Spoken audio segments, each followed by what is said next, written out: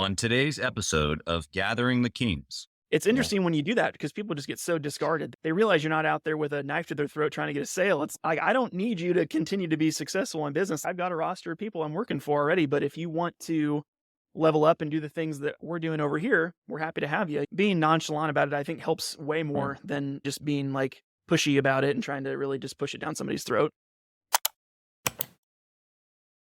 What's up, everybody? I'm Chaz Wolf, Gathering the Kings podcast. I've got Ryan Snaadt here on the King stage. My brother, how we doing? How's it going, Chaz? Thanks for having me on, man. Yeah, man. Hey, I appreciate you being here. Two Midwest fellas talking Yeah, on we're stage probably, today. 3 hours away from each other? Yeah, Stone's yeah. throw. Stone's throw. Stones. That's right. In the grand scheme of the internet world, a stone's throw. You're right. We might as well be backyard friends. I'm glad that you're here. I'm excited for this though because we haven't had a whole lot of folks specifically in what you do, and I think that you're going to be able to provide some just really unique value here to the listener. So, tell us what kind of business that you got, brother. Yeah, sure. Well, thanks again for having me on, man. The business that I own, it's called Snaadt Media Group, so it's named after my last name, goofy last name, but it rhymes with odd, is what I always tell people. But I'm basically a video marketer based here in Central Iowa, and I help businesses produce and script content that drives results for people. So it's similar to just video production, but the thing that makes me different and my team different is we really try to build out a marketing strategy for folks and try to merge the gap between, an agency and a production team because I come in, Yeah, we can talk about this. I come from the agency world and I saw a huge hole in the market of people that are really good with the camera, but that have no clue what their clients are using their videos for. So that's that's right. really the core of what I do. So I love that. And you're right. I'm even thinking about some of my own experiences with agencies and or even video production teams that we've used. And there is a gap. It's like two separate arms and they often don't talk to each other. absolutely. Yeah. So just trying to merge the business with the creative and make it really, Yeah. really streamlined for people. So I love that. Well, it's interesting because, before you told me how to say your last name, I was on your website and searching around and I loved actually on there, be bold, be odd. Now that I know that it rhymes with your last name, that makes perfect sense now, but I loved it regardless. Be bold, be odd. Is that mantra a marketing thing? Is that really what you believe? Tell us about be bold, be odd. yeah, absolutely. So I always look at marketing as if you're trying to do what other people are doing in your industry, it's the opposite of what you want to do, right? I always tell the example when I worked in the agency world that it was notorious that a car dealership locally would start running ads on TV, and then all five of the other ones would start doing the exact same thing. They would Right. just, well, if our competition's on TV, we should Yeah. be on TV. And it was like, what are you guys doing? Like, you got to zig when your competitors zag. That's the whole point of marketing. So for me, I really lean into that philosophy and knowing that if you're being different than other people, that's what's going to get the attention. So really, like we said, being bold, being out there with yourself. I talk with plenty of business owners and people that run marketing departments that try to play it safe. It's not the way to go, in my opinion. Like, you'd rather have people talking about you than just being noise because there's too Yeah. much crap out there and too much fluff. You might as well stand out in some way. Yeah, absolutely. I don't want to press into this here in a few minutes because the way that you're thinking about this, as far as being, maybe the oddball or the one that's doing things different, zigging when everyone's zagging. I've actually always felt that way, but I always feel like there's like this like oppressive thumb coming down on me from marketing worlds of no, if it works, don't rearrange the order. And so I think there's a creative genius here that we can get into. But before we do that, I want to know your like you already said why your business is different, but what's like burning inside of you? What's on the inside of Ryan that makes Ryan so unique and different and after this thing like you are? Sure. Yeah. I think for me, like my interest stems from trying to build a life and a lifestyle that is conducive to growth, but also to scratch those creative itches, right? When I left college, I really thought corporate was my world. I went and interviewed everywhere and I saw the death in some of these people's eyes when I'm like, what do you do for work? And they're like, I'm an analyst three. And I'm like, no, I don't want this. Like, stay away. So, like, just Yeah. the pursuit of just being authentically myself and trying to just be doing the things that I enjoy. I think about all the things I like. I love fitness. I love business, marketing.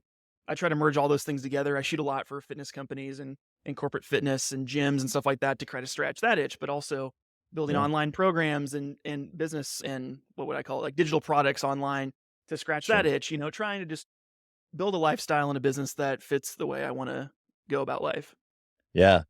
What do you think has, I guess, what's inside of you that makes you want to build, right? Like what is the greater maybe desire or what's the outcome or what's the why? Sure. I think The piece of it that I think is interesting is we're at such a pivotal time in human history where it's easy to do these things. I mean, you talk about my grandparents owned a grain mill in our small town, like our 600 person small town when I was really Yeah. little. And that was like third generation to get it to that size. And it took literally 100 years to get it to the point where it was making decent money. Or now you Right. can literally open a Shopify store and be a millionaire in 2 months. Like it's just ridiculous how like different the world landscape is. Everyone that I know has side hustles. They do fun things they enjoy. They're making money from it, selling their art, making music, do whatever. Like there's just so much opportunity to do those things. Yeah. And I think a lot of people trade passion for a paycheck, but I think there's a way that you can merge both in this world, and that's really what I'm trying to do is to take the things that I enjoy doing and make a living from it. Yeah. What would you say to the person listening right now? Maybe they're running a business that once upon a time they were, really excited about, or that it itched, those things for them, whatever those things are. But maybe just over the course of time, over the course of building, right? Because it's not always the fun stuff inside of building. There's hard stuff too. And so you're saying that it's worth it. But for the guy listening right now, or the gal listening right now who's building and maybe he's lost sight of that passion that you're talking about, that creative itch, whatever that is for them, how do they get back to that? Or how would you suggest that they get back to that? Sure. I mean, there's definitely a point in time where you have to look yourself in the mirror and be like, this is gonna suck for a while, but once I get to that hump, then it'll be better, you know. But I think if Right. you're realistic about it, then you can start looking at logistics of okay, if I say you run a brick and mortar business, it's like how long do I have to be the front desk person until I can hire someone? How long? What do I need to do to get those things? So I think figuring out what tasks and what types of jobs within your business that you really enjoy doing, figuring out the shortest path to get to that point, I think is super huge. Because a lot of people are like, well, I hate sales, but it's the one thing that brings money in the door. So I'll just keep doing it. It's like, how much happier would your life be if you hired a really kick ass salesperson? And Right. then you can go back to baking cookies in your bakery because that's what you started the business for in the first place. So I Right. think really trying to figure out what lights you up inside. Because for me, Yeah. like I'm the one creative in the entire state of Iowa that is not obsessed with shooting on a camera and editing. Like I'm really good at it. Been doing it for almost 10 years now, but it's not the thing that lights me up. Like I love building my business. I love helping business owners, marketers, like get the thing that gets them more money, that makes them Right. happier, that hits their goals, that gets them the promotion. Like I love that side of it. So I think that's really like trying to Yeah. find the pieces in the business that light you up and really leaning into those things. Yeah, I mean, I think that you just gave some great examples there, especially even for you saying, yes, I'm a creative, but really what I've loved is the building of the business process, not so much necessarily the shooting or the editing. Although, like you said, you've done those things and that could be translated into any business, whether it's marketing, whether it's, building something physical like a home or doing something on a commercial project of sorts, or, doing real estate. Like we've had all those people here on the show. And it's like, man, we got to pick their lane. I want to hear a little bit about your story. You've been doing this thing for 10 years, you said, but tell us a little bit about that journey. What were you even doing maybe before that? Sure. Yeah. So I would say kind of my story started in college. I would say my freshman summer of college, I tried to get an internship in Des Moines, and internships at the time said, hey, you need an internship to get this internship. So I moved home. You need experience to get an entry level internship, right? So I moved home and worked at the local meat plant for the summer. My mom got me a job out there, and it was 10 p.m. until 8 a.m. night shift. Oh, And luckily didn't get I mean, it's like we made Vienna sausages, Hormel chili. Like I was like, please don't put me in the cooking area because I'm just going to smell like burned meat all the time. Right. So yep. long story short, I got packaging, was really happy. So I was like almost asleep at my machine, sitting there hitting a button at 2 in the morning. And a guy kicks the door open and he's frantic and he's got like red stuff all over his face. And he's like, you. And I said, what? And he's like, there's been an explosion in the chili room. Like, we need you to come here quick. I'm like, okay. So I run down to the chili room. They put me in a Oompa Loompa smock and the muck boots and give me a shovel. And he's like, just try to breathe out of your mouth. I was like, okay. So they open this door, and I don't know if you've ever seen those huge propane tanks that are out in like Oh, fields that have propane in them. We had 6 of those, but they were full. They were like ovens that were cooking Hormel chili. Well, the guy that was running those ovens, he fell asleep at his machine oh and they no. exploded it. And it was like volcanic chili Pompeii all over the floor. And there was like, they almost shin to knee deep chili. And I spent the next like 4 or 5 hours of my shift shoveling chili into a bucket, and it smelled terrible because it was burned to all hell. And there's a Wow. point at that time where I was like 19. I was going to college, but I was kind of like, I don't know really what I want to do. And as I was shoveling that stuff, I just stopped for a second. I'm like, I never want to do this crap again. I never want to like do a job that just sucks so bad that I'm like miserable at. And there were people that were there that were career guys that were doing it for like 40 years and they were just so happy to have a good paycheck because they didn't go to college or do anything that they wanted to Yeah. do, which is fine. That's perfectly fine. But I'm like, this is not for me. So anyway, long story short, fast forward, I ended up going to college. I never missed a class again. I was like, I'm graduated, I'm getting my degree, and I'm doing what I want to do. So that was kind Wow. of what propelled me there. And then basically graduated college. I started shooting videos though in college. And kind of my intro to video production was I got a GoPro for Christmas from my grandma before I went to my European study abroad trip. So I went to Europe, shot a bunch of videos on my GoPro, thought it was really cool. Came home and was like up all night editing on Windows Movie Maker, which is like a free editing tool. And it's very, very basic. So I was like, oh, this is so cool. Put my video together. And I think I was kind of hooked after that point. I started making a ton of videos, super into fitness. So I started doing a fitness YouTube channel. So I did weekly uploads for an entire year. So 52 uploads while I was going to school and working and all the stuff. Yeah. And after the end of the year, I got 40 subscribers and nobody was watching my videos. So then I kind of took a pause. I'm like, well, I'll just like kind of table this for a little bit. And then another year went by and I was working at Target at the time and I found a camera in the camera kit that was on clearance. It's like a $500 T5i, which is like a very basic. I mean, it can only shoot 1080p video. It doesn't even use slow motion. Yeah. I'm like, I'm gonna buy this and see what I can do. And basically took that camera and in 1 year made about $10,000 with it, just shooting like nights, weekends, little projects here and there. And I was like, wow, this could be something here because it's like I'm not even trying that hard, and this just made a good chunk of money for a broke college student. This is pretty Seriously. good. So Yeah. that was kind of my intro to starting to shoot videos. Wow. And what was that moment for you that you said, okay, like I'm taking this thing from a, a hobby from a $500, discounted camera to I'm going to build a business around this. Yeah, yeah. So I took basically against most of the people I knew at the time, I took almost all the profit from that year, basically like 8 or 9 grand, and I went and bought 2 or 3 more 4K cameras, a gimbal, like upgraded my kit substantially. Yeah. And that's basically the kit that I've been running for the last 10 years. I mean, I've been adding stuff, but I'm also like a very frugal purchaser of gear where a lot of people I talk to, like they solely run a business so they can write off Buy all more their gear. camera addiction. Yeah. Yeah. They're like crackheads, but instead of crack, it's camera gear. They just love that stuff. So Yeah. that's kind of what got me into it. And then, I graduated. I ended up getting a job right out of college that I kind of built within a company that didn't exist. It was a video production company of about 20 people. And they did large scale productions for grocery chains in the area. Like the prerequisite was most projects were not under 25,000. So you do a 30-second video for like 30 grand or 40 grand or Wow. whatever. Yeah. So that was a huge opportunity for me. I basically worked there for 4.5 years, built this role from nothing that I had that got them like recurring revenue. So we started doing marketing retainers for clients, and agriculture is huge in Iowa. So ag Yep. podcasts and insurance and stuff like that. So industries I wasn't super interested in, but the conversations I got to sit in on were invaluable because I got to learn how to negotiate a deal for like 120 grand for a video or two, and shooting stuff for like Berkshire Hathaway, like Warren Buffett's company, and like all these crazy projects. And I'm like, Right. these people don't have the secret sauce; they just know how to sell it. So it's like that was a really cool opportunity. Yeah. So I did that for 4.5 years, and then all the while I was still shooting nights and weekends. And then kind of my breaking point was coming up towards the last year when I was working there. I took all 2.5 weeks of my PTO and did nights and weekends, and I would work 12 hours a day for like 4 days or 3 days, get my 40 hours in, and then I would take off on a Friday and go to like Kansas City and shoot for a client down there for 3 days, or I'd go Right. to Minnesota for a while. Like I would bulk my time, and then I was basically just going all over the place shooting nights and weekends, and I was working like 80 hours a week, and I was like, Yeah.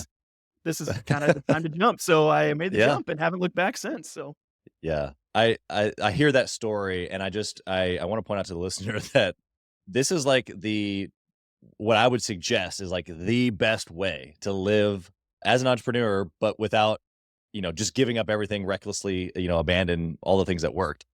And it's very similar to what I did, which is, it's not that I never ever took a leap. There was a point in time where I left a 6-figure job and took a leap on my first business. But there was always something that I had in the background, very similar to what you have going on here, where you just kept doing your thing until it just basically took over. And it's like, I literally can't do this anymore. I have to focus on this. And I'm not a like an anti burn the ships type of a guy. I think that there are some people who need to burn the ships now and you have no money, but just go and do the thing. But I just think that the way that you did it, you described yourself as a pretty frugal, or maybe prudent might be a better word, is that process that you just described is very prudent. It's very like diligent and very like, okay, I'm calculated about my risk here and I'm going to do this thing long enough until I just physically can't. And then I'm going to go press hard into this other thing. So congratulations, man. I just really impressive story. What do you think Thank you.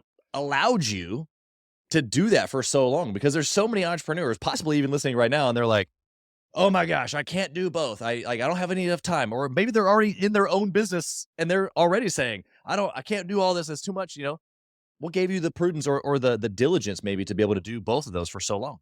Sure. Well, I would start with I'm probably the worst entrepreneur ever because I do not like taking risk. I'm like the anti-risk entrepreneur, which is like literal dictionary definition is like a business owner that Yes. takes a ridiculous amount of risk to start a business. And Yes. I'm like the opposite of that. I'm like I'll just take a little bit here and there. So that's the first part. The second part was it was a perfect storm of where I was in life. So I was in my early 20s. My wife and I had just bought a really cheap house. We weren't like starting a family right away. We weren't taking on a bunch of extra expenses. So that was part of it too.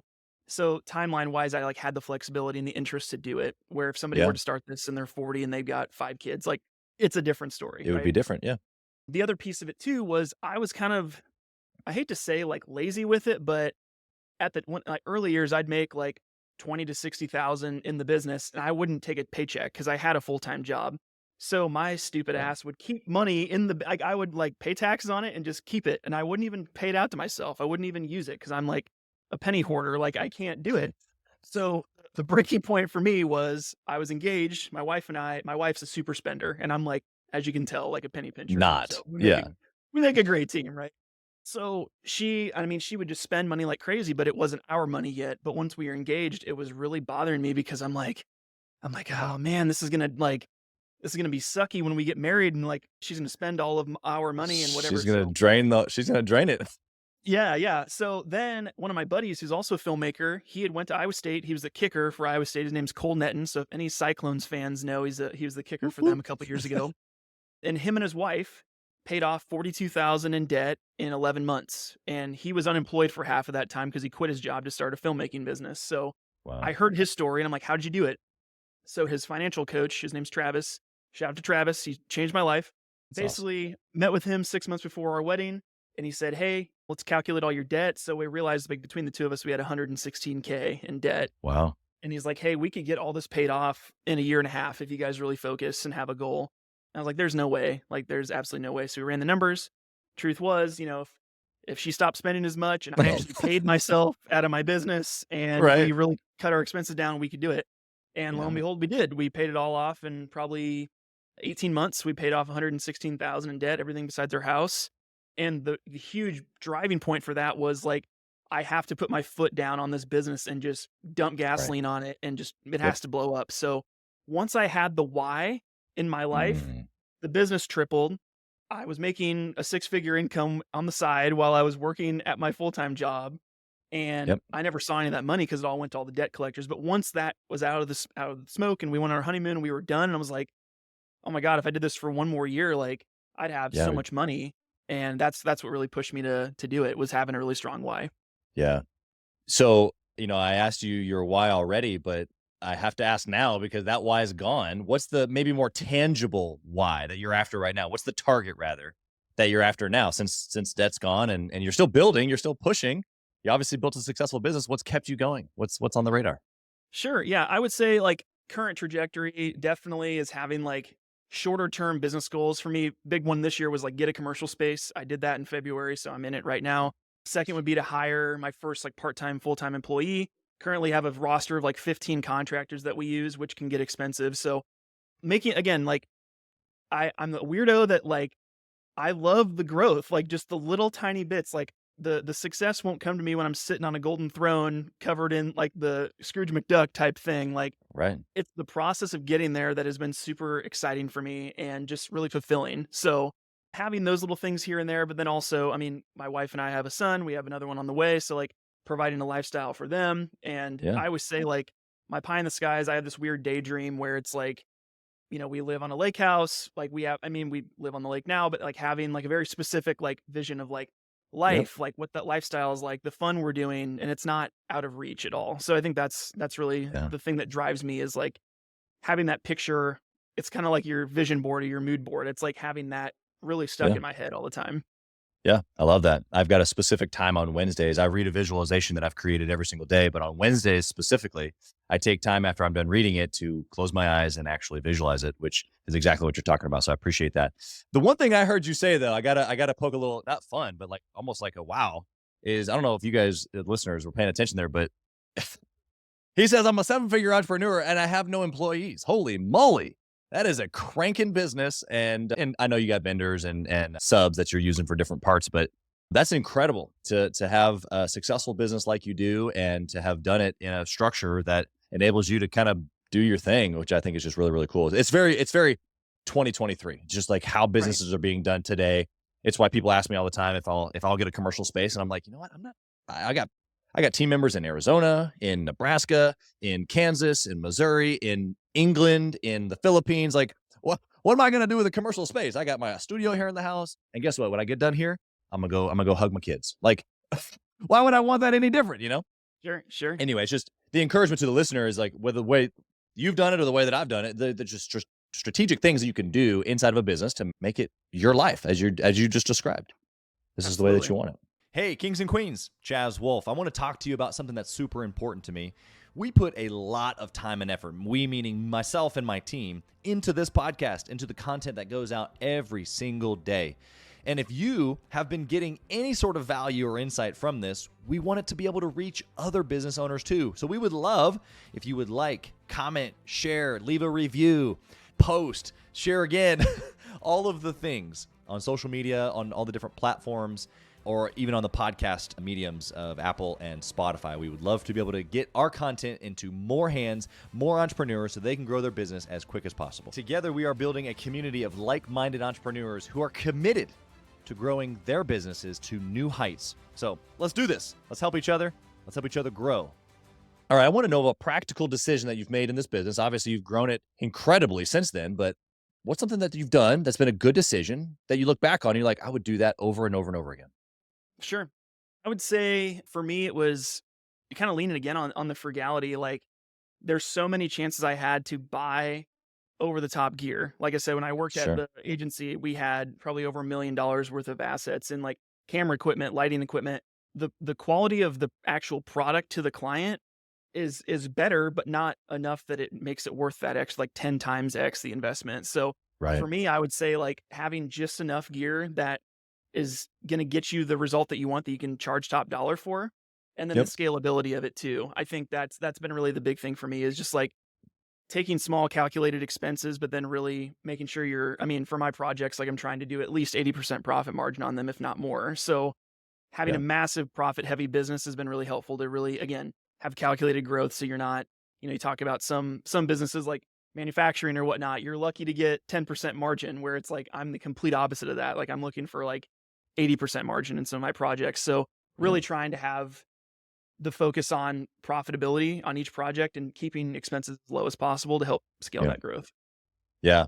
I love that. How do you think that someone listening today, because I've seen this time and time again, someone gets into business or the first couple of years, and you're right, they get excited about the camera equipment. They get excited about the new trucks. They get excited about, whatever it is that they do that costs money because they start selling. And I mean, it's not that it's hard to sell or easy to sell. Just typically when you kind of go into business, it's like, this is what you do now. So deals come to you. And so deals start coming to you. You're making money. It's really hard to go, why not upgrade? But I think you gave some practical things there for you around this video quality isn't 100x better for this, price tag. I can make it part of the best, but with this price tag, which makes it profitable. How does someone who's maybe not in cameras or in video marketing think about that for their business? Maybe give us some general thought process around frugality. Sure. Yeah. I would say, just look at your biggest expenses on your balance sheet, on your, profit and loss statement. What's the thing that's sucking the most money out of your business? Sometimes it's owner stroke. You're just taking too much money out. Like that might be a Yep. thing. Or Yeah. I also feel like every time I try to make a big financial decision with my business, I always have to take a big step back and say, am I doing this to stroke my ego? Am I doing this to look cool? Like with my commercial space, I looked at purchasing right out of the gate, talked to my financial coach, a couple other people that I've worked with. They're like, absolutely don't do that because you could be a slave to your business. Like you could own a, $500,000 commercial space or building or $1 million. And if you're like, crap, I can't make the mortgage payment on it. Now you're like, I got to like somehow make payroll. Like it adds all this extra stress where if all you had to worry about is your rent or your lease payment, Right. and then you can learn and that type of stuff. So I would Yep. say like looking at that and making sure the ego is not driving your purchasing decisions for your business. I Yeah. also think if you have employees, like just giving them a charge card and saying,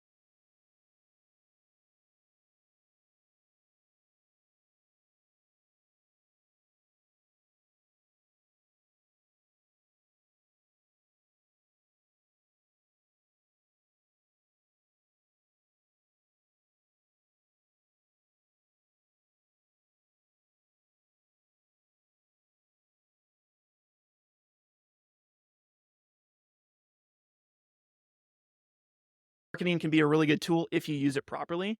But to your point, the making sure that it's unique is harder than it sounds, because it's like, oh, just be unique.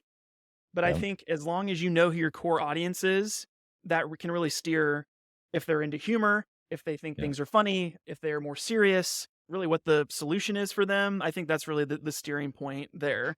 A good example of this would be like a local internet provider here. They always advertise gig speed, or speeds up to 400 meg. Who the hell knows how fast that is? Like, you're Yeah. marketing towards your own internal people that know what that is. Like, the average consumer doesn't know anything. It's like selling a car, Yeah. being like, man, look how fast them pistons run. Like, no one Yeah. cares. Like, it's, if you get in this thing, you're gonna get girls or people who think you're cool, or you're gonna like be a badass in a big truck. It's like Right. they're looking for the transformation, the end result. Yeah. That's what Yeah. you're selling. You're not selling the item, and that's really what marketing does.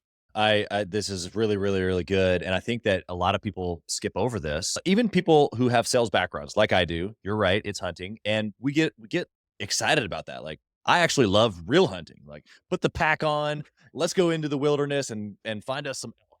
And let's make sure we don't bring a gun. Let's only bring a bow and arrow, because that's harder. Like, let's make this thing as difficult as possible. I love it. But marketing, like you said, it's just a very different process. It's setting it all up originally, so that way then the hunting actually is way easier. And it's like these two worlds almost like fight against each other, but they should be working with each other. What would you say is more important, marketing or sales? Oh, that's a good question. Sales is like the square meals a day, like you have to have it to eat type of thing. But marketing is the spice or the seasoning that makes it enjoyable, if that's It's a the good way juice. to put it. Yeah, it's like, Yeah. marketing is like the thing that just, it's constantly, it's like the tug and pull. Like, they both need each other, right? An organization that only focuses on sales, it's going to make a lot of sales, obviously, but maybe they're not as connected with the customer and how they're understanding that. So I really Yeah. think, man, you're putting me on the spot. I would say, I'm a marketer, so I would say marketing could become sales if you do good enough marketing. People will just come to you naturally, and That's being right. kind of this benevolent alpha type of thing where you're just putting out good content and people are like, hey, where do I sign? Like, where can I do more business Right. with you, or where can I sign up? I would say really good marketing could overcome just having a sales opportunity. Yeah. What you just said at the end there, I think has been probably a hard reality for me and probably a lot of really good salespeople. I mean, I've not only trained thousands of salespeople, but I've created courses and all that fun stuff. And so it's like, okay, I really get it. I understand psychology, communication. I know how to walk somebody through the process, like, to the end, right? But what you just said is that it's not just like the lifeblood. Sales is the lifeblood. But if you have no leads, or if you have no marketing, or if you have no people, if you have no attention, you have nobody to sell to. So they obviously are hand in hand. But that marketing piece, when I've really stepped back and like honed in on, the chicken or the egg, it's like, well, wait a second here. I could be a really good salesperson. Okay. And I can make some things happen out of a few leads, which is typically what happens. If you have bad marketing, you have a good salesperson that knows how to prospect, which is technically marketing, but it's just the salesperson out there hunting. And that's fine. But if you have good marketing that sets up that really good salesperson, it like explodes. Would you agree with this? Oh, absolutely. Yeah, I was looking, especially from the corporate marketing side. For whatever reason, sales and marketing hate each other. And I'm like, you guys are doing the same thing. It's like customer acquisition. It's the same thing. Yep. Where I see marketing as kind of the salespeople are hitting batting practice, and the marketing people are the soft tosser person throwing the ball up for the salesperson to smoke a nice home run. Yeah. If they don't have a good toss, they're going to hit it off to the side. It's not going to go the right way. But if they can keep lobbing up softballs for people and just keep knocking it out of the park, I think really that's what it is. And marketing, just building this pool of interested people. And like I mentioned earlier, they're the liaison between the company and the customer. They need to have the finger on the pulse and know exactly what problems are happening, what problems or concerns would make them switch to a new provider, or Right. buy a product or whatever. I mean, everybody that does like Target knows their target audience. It's like, they're not Walmart. They are very clear about that, and like they understand who their target audience is. They're not trying to say everything's the super cheapest, because Walmart's already doing that. So I think knowing who your customer is, who that core subset is, and just like laser focusing on that. And then as the marketing happens, you'll get feedback from customers, whether it's social media or forums or whatever, and communicating all those things and the struggles to the sales team, so then they can better speak the language. Again, it's Yeah. like they're kind of like I wouldn't say support staff, because that's not the right term, but they're Yeah. definitely the yin and the yang. And like, you have to have both to have a really successful, bigger, larger company. That's right. What would you say, last piece here on marketing for the listeners who are building a business? Maybe they're 7 figures, maybe they're not. I don't think that part really matters. It's more so of just maybe like how much they understand, this marketing piece. We hear what you just said, like knowing your avatar or knowing your ideal customer, knowing what they like, what they don't like, or what you provide to them. And like we hear this a lot is my point. And it's like, okay, yeah. Like we kind of like, yeah, okay, well, glance it over or glass it over. But I've even just recently here gone through this again myself, and I'm like, oh, I could be more clear on this. I know these people, but I could be more clear here, and here because I really know them, but there's a gap here in the understanding of what I do to be able to solve their problems. How important is this? This is such a basic thing. It's almost like marketing 101 is like know your target avatar or your target audience. But like I think it gets missed over. Like I think a lot of people just, yeah, this is who I serve. And then they move on to the other cool marketing pieces. But it's actually probably more important than that. Would you agree with that? Would you have any hindsight here for us? Oh, 100%. Yeah, I would say, I mean, and this helped a lot, like I said, in my agency years, because I worked in the big agency. I knew what they did and they knew what they did. It's like large scale production, right? We're not doing weddings. We're not doing real estate. Like we only shoot large scale productions for other agencies or for large companies, right? There were a lot of holes with that model that I saw. One was cash flow. You get large $100,000 project and then you never hear from them again. It's like, well, crap, how are we going to make payroll?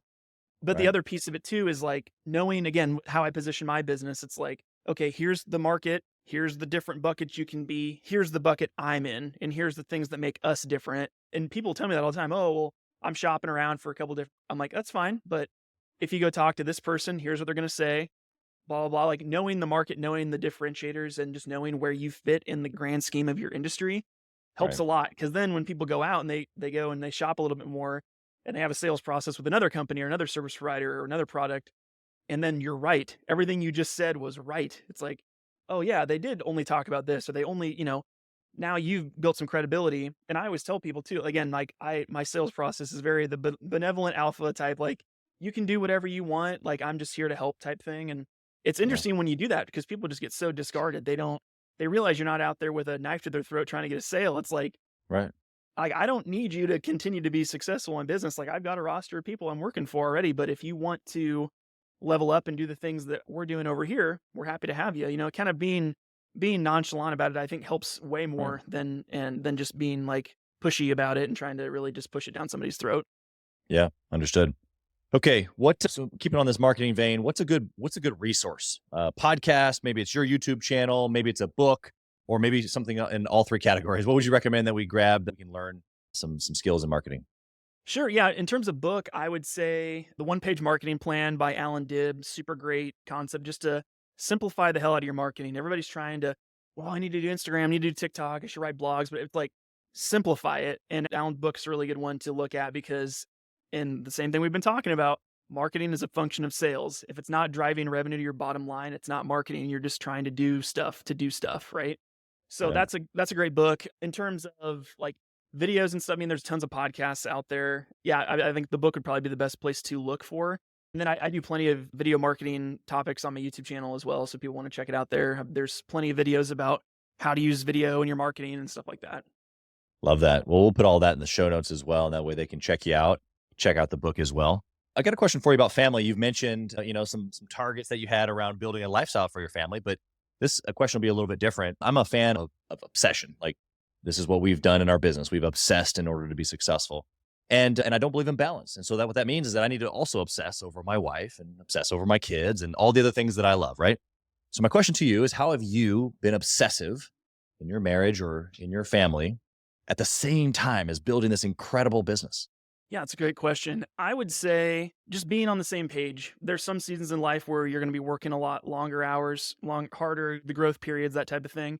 But also knowing that as a business owner, you have the flexibility to decide what you do with your time. So that's super key. I think for me, especially in the last year, my son was born. I took a lot more time off than I expected to, but because I had the business set up in a way that I could continue to grow it while I wasn't here with contractors and other things, it Right. gave me the time to focus where I needed to focus. So I think just having those non-negotiables in your life are really important, and people will respect you a lot more if you're not just a pushover with your time. If somebody calls you on a Saturday at 11 and they're like, "Hey, I need this report in by Monday," it's like, "No, like my hours are this time." Like saying no is super powerful. So I think just having Yeah. things in place that are your non-negotiables and the things you spend time on, but also Yep. knowing that if you're in that early building part of your business and you're listening, like I did with my business, like I didn't spend a whole lot of time with my wife during the week because I was just busting my butt to try and get things That's right. paid and get the money coming in and get the business off the ground. So Yep. just knowing what season of life you're in, I think is super key. Yeah, no, I think that's absolutely right. It's interesting about the power of saying no is that oftentimes it's yes, but just on your terms. And right, so like Saturday at 11, hey, we need this back, as soon as possible. And typically, when we've been trained to say yes, we just say yes, I'll get it done, and we stop what we're doing and we just do it for whatever reason we don't know. It's not like they asked us to do it necessarily right now. They just need it by Monday, but this is what we do. As opposed to saying, absolutely, I'll get to that first thing Monday morning for you. Is that what you would like me to do first thing Monday morning for you? And then letting them decide how priority it is, letting them know that the next availability that you have is Monday at 8 o'clock or whatever the scenario is. So I appreciate that, man. It's a poised answer. So I appreciate it. I got one last question here for you. Ryan, if you had the opportunity to whisper in the younger Ryan's ear, what would you tell that dude? Jump earlier. I was just so clung to my full-time job thinking that was security and safety. And the truth Yeah. is like you have to always bet on yourself. So I would Yeah. say if I had to whisper a little earlier, it would be more strategic about growth, commit verbally, tell people like I am leaving my job in the next 6 months, I'm leaving in the next year, and I'm doing this thing. But more so than that, have a really clear vision for what you want the business to be when you're there. I was trying to just shoot anything and everything early on, like, weddings, Yeah. real estate, traveling all over the place. Know your lane. Like for me, it's corporate and fitness. Those are the two things I shoot a ton of. And that's, again, a differentiator. But for me, I would say jump earlier and believe in yourself. Trust in the process and know that when you make your own luck in life, like you're never going to let yourself down. When it's always up to you, you will find a way. Yeah, absolutely. It's interesting that that's what I congratulated you on, but it is you gave a really cool depiction there of it's not that you wouldn't have chosen prudence, it's that you just would have maybe pressed on the gas a little sooner so that you could have left a little sooner. So I actually really, really appreciate that perspective because it wasn't just, no, I wish I would have been more reckless. Yeah, I would have just like drove it off the cliff and build the parachute on Yeah. the way down type thing. Yeah. Yeah, which could have been the answer, and I think for some they have to do that. They have to whisper to themselves or to someone else like, just jump, just go, who cares? Some people need to hear that message too, but press on the gas sooner is your message, and I appreciate that.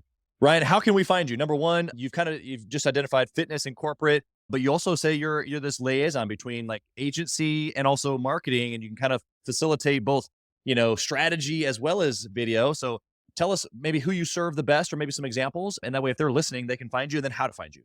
Sure. Yeah. So I would say my sweet spot is definitely like larger corporate fitness industry clients. So whether that's large gym chains, I've shot with a lot of like down in Oklahoma, there's a gym chain down there, they have 12 locations. So we do all of their marketing for them. We go down for a whole day or a whole week and shoot their entire quarter's worth of videos in 4 days. So we shoot like 30 or 40 videos in 4 days.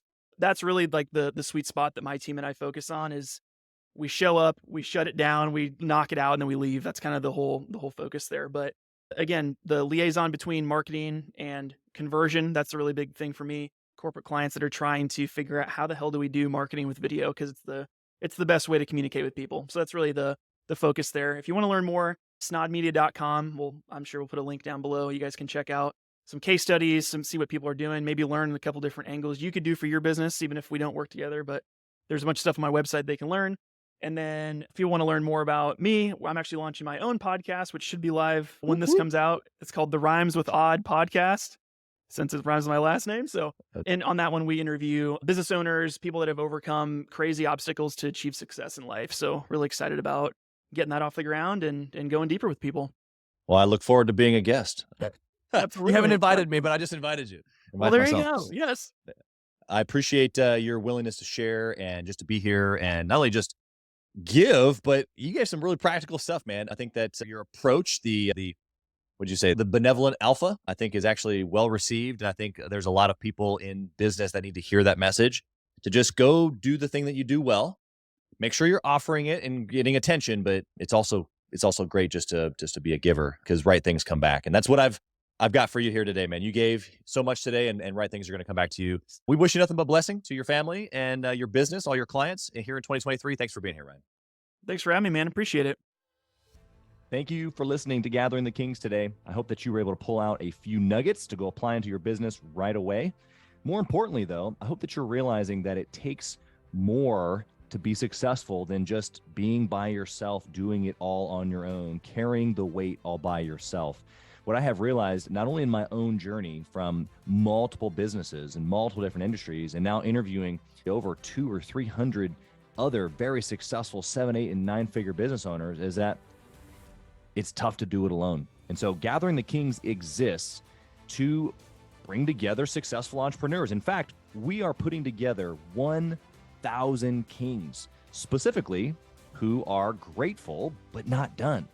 We're intentionally assembling kings who fight tooth and nail for their business, family, and communities. And here's what we believe, that in the pursuit of excellence in those areas, that it ignites within us the responsibility to govern power and forge a lasting legacy. So if that relates and resonates with you, and you know that you need people around you, sharp, qualified, other very successful business owners, I want you to go to gatheringthekings.com. I want you to take a look at what we're doing and see if it makes sense for you to be part of our pursuit to 1,000 kings. Talk soon.